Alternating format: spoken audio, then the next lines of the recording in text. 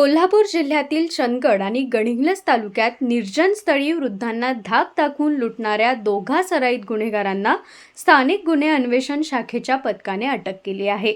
देवेंद्र दिगंबर पताडे वय 19 राहणार हरळी आणि बाळू परशुराम नाईक वय 28 राहणार हरळी अशी आरोपींची नावे आहेत.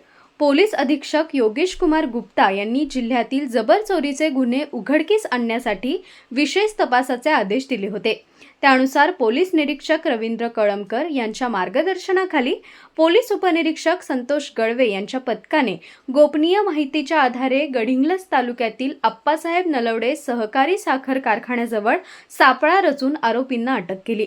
गुन्ह्याच्या तपासात निष्पन्न झाले की आरोपींनी पूर्वी एका वृद्ध महिलेला निर्जन स्थळी थांबवून तिच्या गळ्यातील दागिने हिसकावण्याचा प्रयत्न केला होता.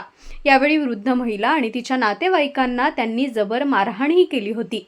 आरोपींनी केलेल्या गुन्ह्यांची कबुली दिल्यानंतर चंदगड आणि गडिंग्लज पोलीस ठाण्यात दाखल केलेल्या 2 जबरी चोरीच्या गुन्ह्यांमध्ये त्यांना अटक करण्यात आली आहे. या दोघांकडून पोलिसांनी सोन्या-चांदीचे दागिने, 2 मोबाईल फोन आणि गुन्ह्यात वापरलेली मोटारसायकल असा एकूण 2,40,000 रुपयांचा मुद्देमाल जप्त केलाय. या कारवाईत अंमलदार प्रवीण पाटील, दीपक घोरपडे, समीर कांबळे, सतीश जंगम, अरविंद पाटील, अमित सरजे, सतीश सूर्यवंशी आणि राजेंद्र वरंडेकर यांनी सहभाग घेतला.